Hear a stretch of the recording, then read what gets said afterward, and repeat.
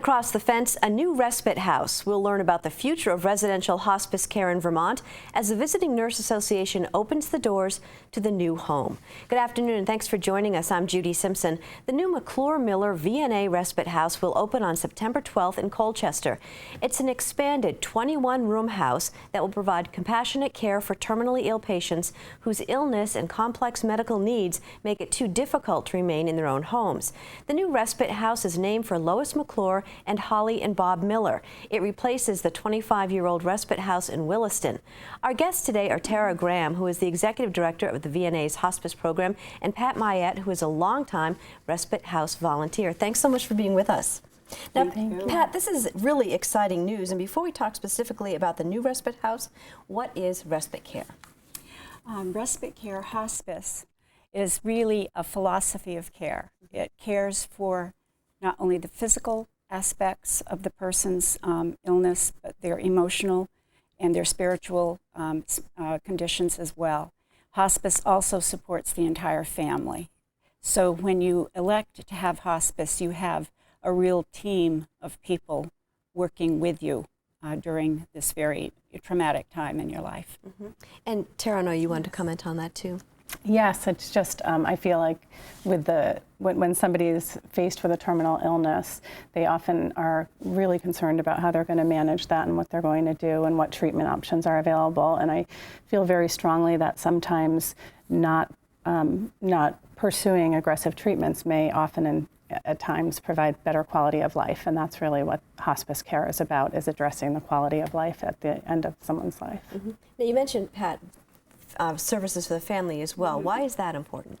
That's important because the family is really beginning a journey that is unknown territory to them. And the family member is a real role, has a real role in the family. And everything is changing. And so the balance shifts and people lose their center, and they need the support of the people that we have available, which are social workers, chaplains, bereavement coordinator, we have RNs and LNAs, and very importantly, volunteers who offer respite help and take a little bit of the load off the family during this very stressful time. Mm-hmm. Now, Tara, how did the VNA determine that there was a need to build a new respite house? Well, nationally and within our state over the last 10 years, there's been a dramatic increase in the rates of utilization for hospice, upwards of 50%. For the respite house in particular, we've seen a 46% increase in people coming through our doors. So more recently, being at our capacity over time, we've essentially outgrown our space. We really struggle when somebody has a referral and someone has a need to come and live at the respite house at the end of their life, and we have to say no because we don't have room. It's not something we like to do. So we want to make a lot of yeses more possible. So tell me a little bit about what some of the features of the new VNA Respite House are. To start with, the setting is beautiful. Every room, the 21 rooms, every room has a beautiful view. We're having wonderful location for future gardens and environmental things that will take place that aren't currently available because we're just getting ready to move in, but that will be a project that will go on. And the 21 rooms are all very well designed. They're, every thought that could go in has possibly been put in for the comfort of the resident and their families. We have complete bathrooms with every room now, which includes roll-in or walk-in shower. Folks are invited to stay over if they wish to. The sofas convert into beds, and so family members may stay over. We have much more private space. We have family rooms at the end of each wing. There are 3 wings with 7 rooms on each wing. And at the end of each wing, there's an individual family room for that wing. So if people want a little more privacy, they can enjoy that.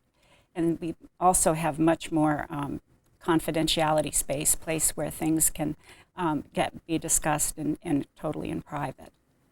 And much more parking. Parking has always been a challenge, and we have much more parking now. So Tara, what's going to happen to the current house in Williston? After we've relocated our residents in Williston to the new house in Colchester, we will close the house. The money, the proceeds from the sale of that building will go to our capital campaign. Mm-hmm.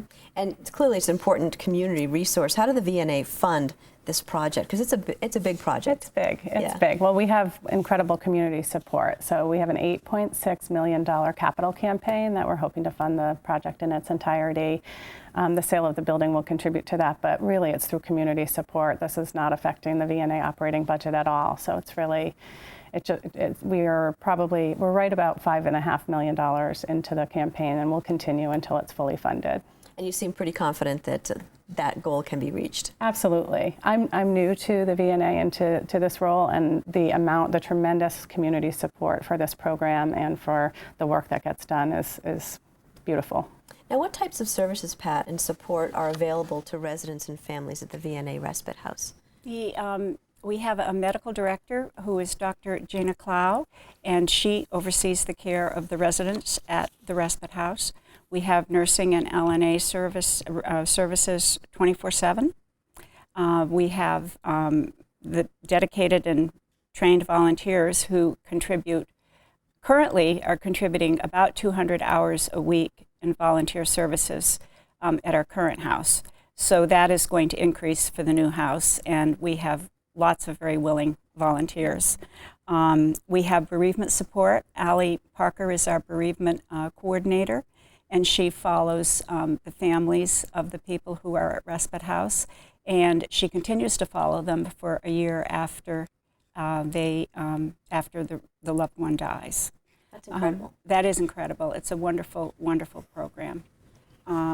We have expanded areas where families can decompress, they can play games, they can do puzzles, they can color, they can watch DVDs, they can eat sweets. We have lots of lovely sweets and food.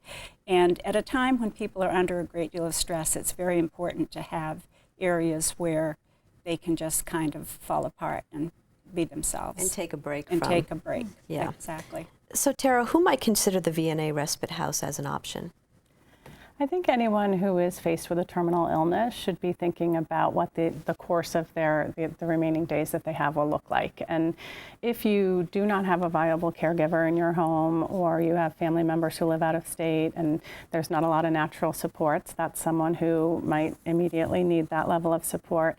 Sometimes symptoms become unmanageable, and we have skilled nurses around the clock. So if you have a skilled nursing need around the clock, that's an option. Sometimes people come for a respite stay, a true respite stay, and are only there for 5 to 7 days, or just need symptom management and then go home. So I think it's important to know, if you make a decision to come to the respite house, it may not be for ever. It really may be just a temporary, depending on what your treatment goals are. So we really try to focus and make possible what people want. So if it's that they need to get their symptoms under control and then return home, that's what we would want to do. But really, it's for complex symptom management. So how is the VNA Respite House different from a nursing home or other types of senior care and residential facilities? I've given this a lot of thought because that's my background. And I think the two things that have stood out to me are just the culture of acceptance and allowing for vulnerability and acknowledgement about our mortality and the end of one's life, and also the depth and breadth of the volunteer supports and the community support. I've really never seen anything quite like it, and I think it's what makes it magical for people to feel those connections. That is something that we learned in the feasibility study when we were talking with families of residents, current and past, that that kept coming up, that having volunteers and who are members of the community be part of the team was really a very big touchstone for a lot of people, and they felt very embraced by that, very, very comforted by that. And I'm sorry, just one thing to add. The other difference with nursing homes or senior living communities, anybody at any age can face a terminal illness. And so it's really important that people understand that the respite house is, we are prepared and wanting to support anyone at any age who may be facing a terminal illness. Now, if a family is interested in the VNA Respite House, how would they begin the process of admission? I think the best thing to do is to get some information, to look on our website or to call us directly. We welcome people to come in for a tour, so to schedule a tour and meet with Sharon Keegan, who's our house administrator, or to meet with one of our social workers and experience it firsthand and see if it's going to fit for them. And so what is the VNA doing to celebrate the opening of the new respite house, Pat? Actually, the first event that's going to take place will be on September 12th from 4:30 to 7:30, and it's a community open house. And we invite people to come and get a look at the new place, see how the compassionate and loving care that's provided helps people at the families and folks at the end of their lives, and to interact with volunteers and staff, and just have a good look at the only respite house in the state of Vermont. And what about closing of the Vermont Respite House in Williston? That's very special. That's going to take place on September 24th from 10 until 2. It's a day of reflection and meditation and reconnecting people who have worked at Respite House 25 years ago, family members who have had loved ones there over the 25 years.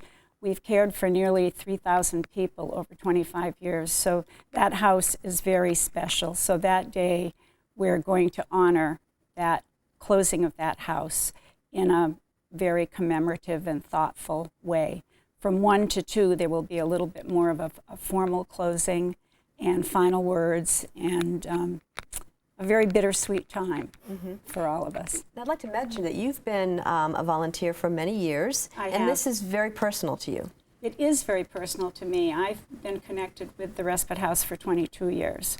And when I say it's a bittersweet time, I truly mean that. I think a lot of people feel that way. We know we need to move, we know we need to grow, but it's very much a continuum. We're not stopping one thing and starting another. We're bringing a lot of this with us. Many things that have been at the Respite House have now been incorporated into the new house. We have stained glass windows have been incorporated. Our tree of remembrance is going to be installed in the front of the new Respite House. Our famous mural is going to travel with us after the closing. How that's going to get done, we're not quite sure, but the animal names. Bobby Miller has promised this is going to happen, so it will happen. And then the animal names are also, we've always named our rooms for the animals, and we're going to continue to do that and add 7 new ones. Why do you think it's important to sort of take what's been sort of tradition and incorporating it into the new facility?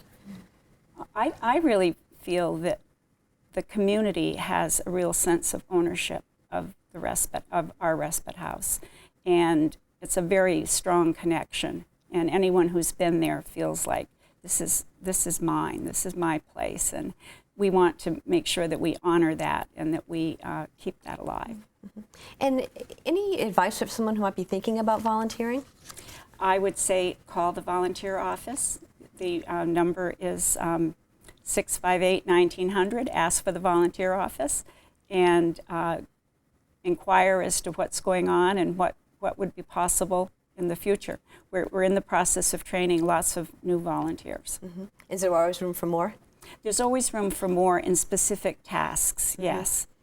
Okay. And once again, the opening ceremony for the new building is going to be on the 12th? September 12th.